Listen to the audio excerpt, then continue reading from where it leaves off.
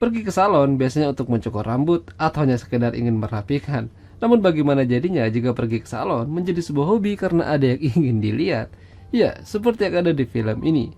Film dengan judul The Hairdresser Husband yang dirilis pada tahun 90 yang lalu ini akan menceritakan kisah pria yang jatuh cinta dan tergila-gila dengan tukang cukur rambut yang berjenis kelamin perempuan.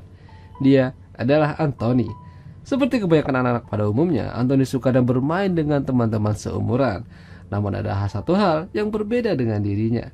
Ya, dia sangat suka pergi ke salon potong rambut padahal rambutnya masih terlihat pendek. Sebenarnya dia ke sana bukan untuk potong rambut melainkan melihat pujaan hatinya. Ya, Anthony menyukai dan naksir dengan penata rambut tersebut. Dia adalah Madam Ashafar. Untuk bisa melihat pujaan hatinya tersebut, dia berpura-pura mencukur rambutnya yang masih sangat pendek. Bahkan Madam Ashafar bertanya-tanya mengapa rambutnya terus dipotong padahal masih pendek. Meskipun begitu, Madam Ashafar tetap akan melayani Anthony dan merapikan sedikit rambutnya. Anthony tergila-gila dengan bau dan aroma Madam Ashafar. Aroma parfum bercampur dengan obat-obatan rambut lainnya membuat Anthony seperti kecanduan. Apalagi saat Madam Ashafar mulai memijat kepalanya. Serasa nikmat tiada tara. Meskipun ahli dalam menata rambut, Madam Ashafar ternyata tidak lulus sekolah. Dia hanya sampai SMA, itu pun tidak lulus. Ada satu hal yang sering Anthony lakukan saat Madam Ashafar mulai mencukur rambutnya. Ya, Anthony melihat dan mengintip sela-sela kancing baju Madam dan membayangkan gunung kembarnya. Itu mungkin adalah sensasi yang paling lipat yang pernah ia rasakan. Bahkan di rumah pun, ia masih memikirkannya. Anthony hidup di keluarga yang bisa dibilang berkecukupan. Ayahnya seorang politikus dan ingin anak-anaknya menjadi orang yang sukses. Namun saat Anthony ditanya apa cita-citanya, dia malah mengatakan ingin menikahi penata rambut. Sontak saja, ayahnya terkejut dan refleks menamparnya. Alhasil, Anthony ngambek dan masuk ke kamar. Ibu dan ayahnya mencoba memanggil-manggil Anthony, namun ia tidak menjawab. Ayahnya sadar kalau tindakannya itu sedikit kelewatan. Namun meskipun mereka manggil-manggil Anthony, dia tidak menjawab sedikit pun dan terus memikirkan Madam Ashafar. Berkunjung ke salon kini adalah menjadi salah satu hobi Anthony yang paling senang ia lakukan.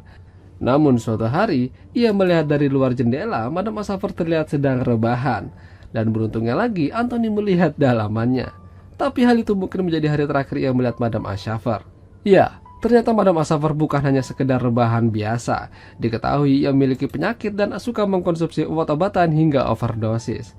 Hal itu juga petugas medis datang dan membawa jasad Madam Ashafar ke rumah sakit.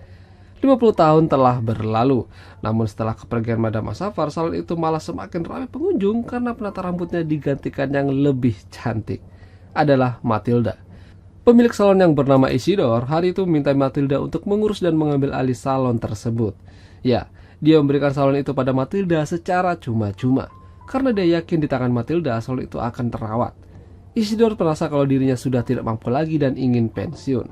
Dan dengan senang hati, Matilda menerimanya. Keberadaan Matilda tidak luput dari perhatian Anthony yang kini sudah beranjak tua. Tidak ingin melewatkan kesempatan, dia mencoba mendatangi Matilda di salon tersebut. Sampai di sana Anthony secara mengejutkan mengatakan kalau dirinya suka dengan Matilda dan ingin menjadi pendamping hidupnya. Matilda hanya tersenyum, merasa kalau Anthony hanya main-main saja. Karena sudah di sana, Anthony meminta Matilda untuk merapikan rambutnya supaya terlihat rapi. Itu pertama kalinya Anthony merasakan sentuhan yang lembut selain Madam Ashafar. Ya, Anthony sudah memutuskan kalau dirinya jatuh cinta dan ingin menikah dengan Matilda sampai cintanya diterima. Sampai suatu hari Anthony kembali datang ke salon tersebut dan kembali meminta rambutnya dirapikan. Begitu selesai, Matilda lantas berbicara pada Anthony kalau dia setuju. Ya, Matilda setuju dan menerima cinta Anthony yang sepertinya serius ingin menikahinya. Sebenarnya Matilda memang ingin mencari pria yang serius dengannya. Tidak sedikit pria yang mendekati. Namun hanya Anthony yang berani memperlihatkan keseriusannya. Mereka merayakan pesta pernikahan secara kecil-kecilan di dalam salon tersebut. Yang hadir dalam pernikahan mereka hanya saudara Anthony beserta istrinya dan Isidore. Sayang, orang tua Anthony tidak bisa menyaksikan pernikahan mereka karena orang tuanya sudah meninggal. Padahal hari itu salon sedang tutup, tapi Matilda lupa mengunci pintunya. Jadi, ada salah satu pelanggannya yang masuk dan tidak mengetahui kalau mereka sedang tutup. Namun karena kemurahan hati Matilda, dia mempersilahkan pria tersebut untuk masuk dan melayaninya. Pria itu sangat berterima kasih pada Matilda karena hal itu dia tidak diizinkan membayar alias gratis. Namun meskipun begitu, dia terlihat sedikit sedih karena Matilda sudah dimiliki pria lain.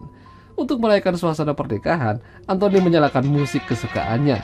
Meskipun musik itu bukan berasal dari Perancis, namun ia sangat menikmati dan lihai berlenggak-lenggok menari mengikuti alunan musiknya.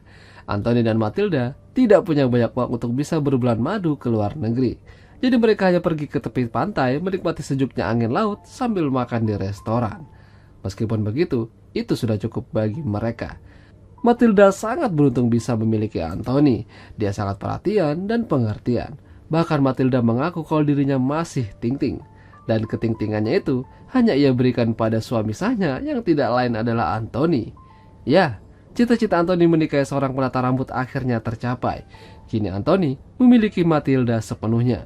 Sore itu Matilda memutuskan untuk menutup salonnya dan mereka pun melakukan apa yang semestinya dilakukan.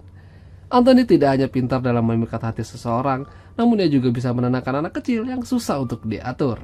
Suatu hari, salon mereka kedatangan seorang ibu dan anaknya yang ingin dipotong rambut. Namun karena saking susahnya diatur, Matilda dan ibunya sampai kesusahan. Sampai akhirnya Anthony maju dan memberitahukan pada anak itu kalau dia akan memperlihatkan sesuatu. Anthony lantas menyalakan musik kesukaannya sambil menari-nari.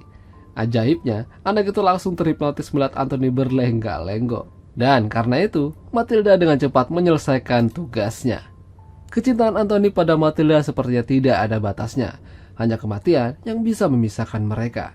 Namun, suatu hubungan tidaklah terus berjalan mulus. Suatu hari mereka marahan karena Anthony mengajak artis idolanya Matilda. Dan karena itu, mereka jadi diam-diaman. Untungnya, hal itu tidak berlangsung lama. Malahnya mereka memutuskan untuk berbaikan dan saling minta maaf. Demi merayakan membaiknya hubungan, mereka akhirnya minum-minum sampai teler hingga pagi menjelang. Tidak lupa musik oriental disetel oleh Anthony. Suatu pagi, Anthony dan Matilda mengunjungi Isidore di panti jompo. Isidore sangat senang mereka berdua mengunjunginya.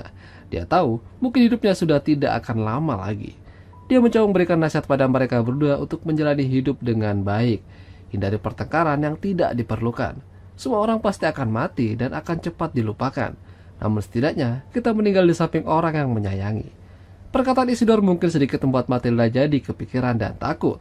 Dia takut jika suatu hari nanti cintanya Anthony padanya sudah memudar. Ia takut jika ia meninggal nanti, Anthony dalam keadaan yang sudah tidak terlalu cinta padanya.